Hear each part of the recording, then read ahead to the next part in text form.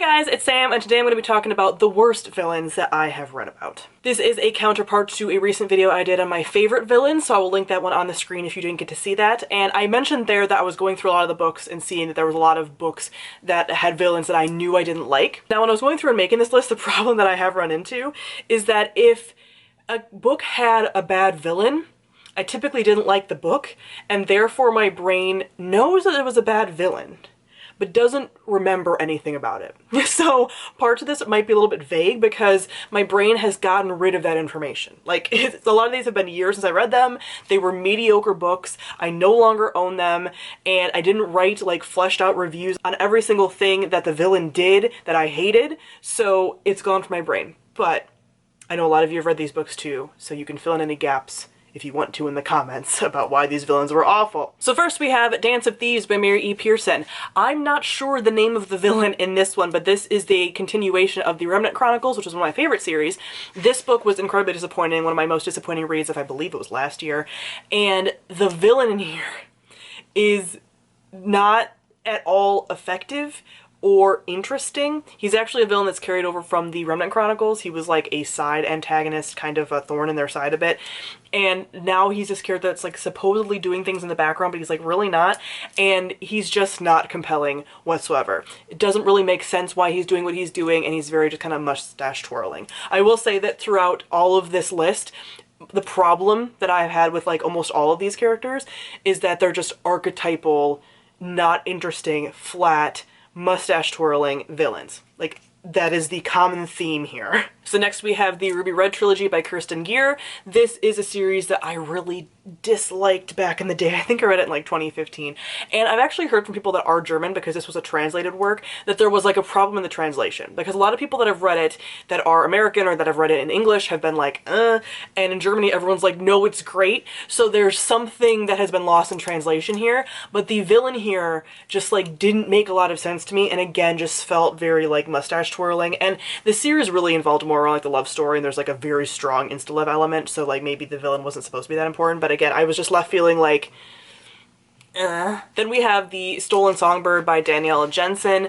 This is another book that like I just, all these books for the most part, with very few exceptions, I didn't enjoy and were like mediocre to bad. So this book was just very blah, and this was a book about trolls, but the trolls are more like fairies, and the big thing about like the villains is that they all like look monstrous, and they're monstrous because they act monstrous and they look monstrous, and it's just like one of those kind of like early 2010s YA like archetypes for villains, and they just were like villains without any particular reason, which I know some villains don't need a reason to be villainous, like they just are, but there's a certain way that you can do that effectively, and I feel like a lot of these books haven't done that. Next we have Atlantia by Ali Condi. This is one I have like nothing to say about. Actually, it's funny because this video will probably be really short because I don't have a lot of details to share, like I said, because it's gone from my brain.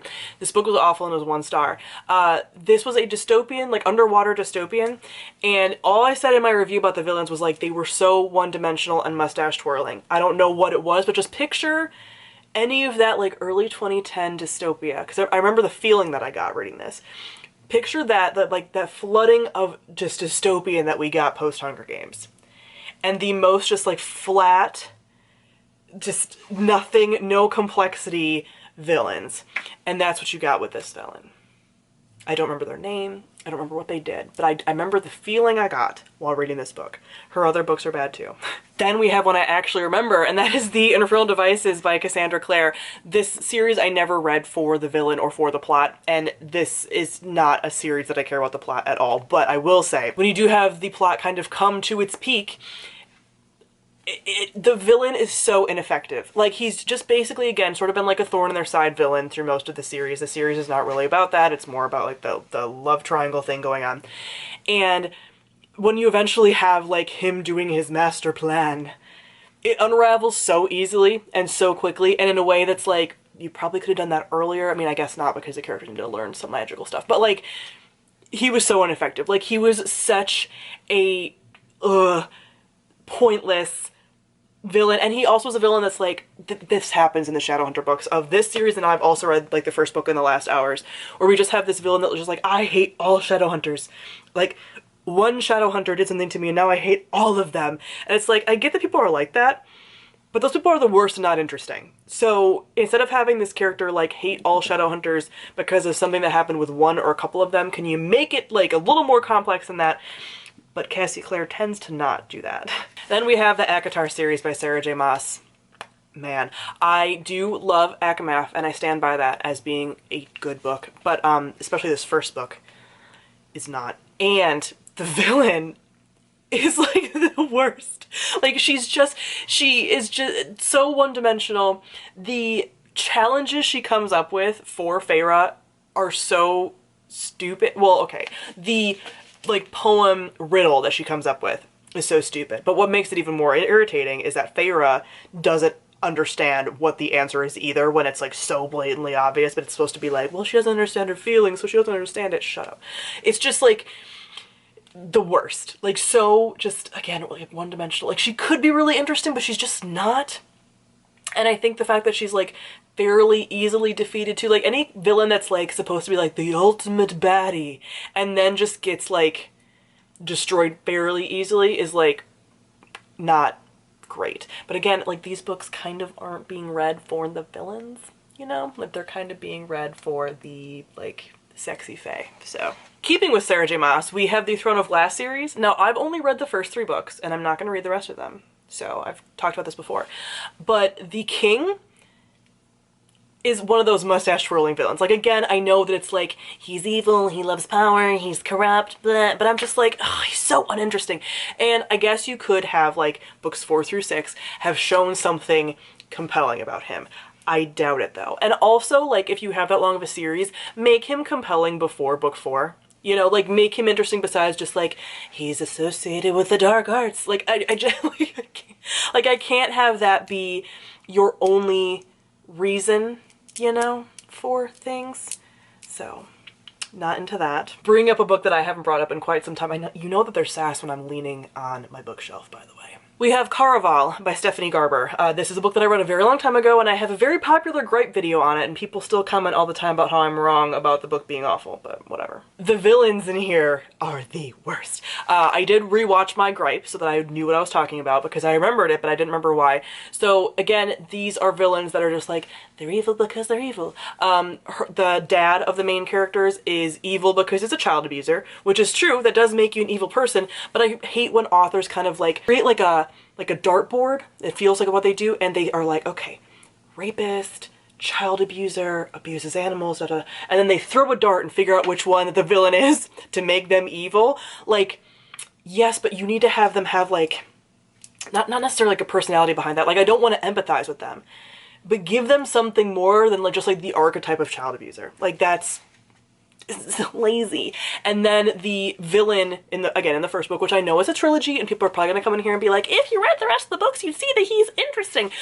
But I didn't want to because the first book was awful for me in my experience. So the villain ends up being this character that has like a vengeance against the main character's like family. And again, that was just like, why? Again, like I mentioned in the Infernal Devices, it's like whenever someone has this like vengeance quest against everybody in a family or against everybody like a type of person or whatever, it's just like, that's so lazy. That's so lazy. And I'm sure the rest of the series like explains it more, but I don't care. And you have to pull me in sooner than that for a series.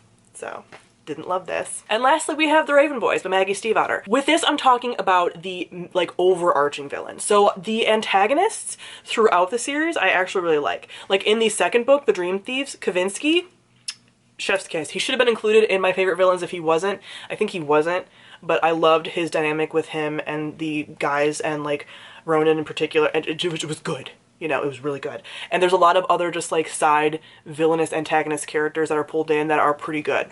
But the main overarching villain ends up being like a supernatural entity. I don't want to tell you in detail because it doesn't get revealed, and I think until book 3 maybe, like what this thing is. But it's lame. Like, and it's actually a thing that like typically speaking would like creep me out, but it's so ineffective. Like I really dislike ineffective villains. Like you have this buildup of 4 books of this thing doing stuff and coming into power and being able to like wreck shit. Like completely magically wreck shit, and it just doesn't, like it doesn't, and it doesn't get to do anything, and it just doesn't happen. So that was like really unsatisfying for a villain. I mean, I'm glad I didn't get to wreck ship because I like this series and I didn't want these people to be like destroyed, but at the same time it's like that should have been way harder to defeat, slash it should have done way more damage, and it just didn't. And so like it as a villain was just not compelling or interesting at all. But again, this series is more like about the characters and stuff anyway, so it kind of makes sense for the series, but for what it was, more should have happened. And that is it for my least favorite or worst villains. So comment down below, let me know some villains that you despise, not in a good way, but in a way that you think they're like really lame. So thank you all for watching and I'll see all of you guys soon. Bye.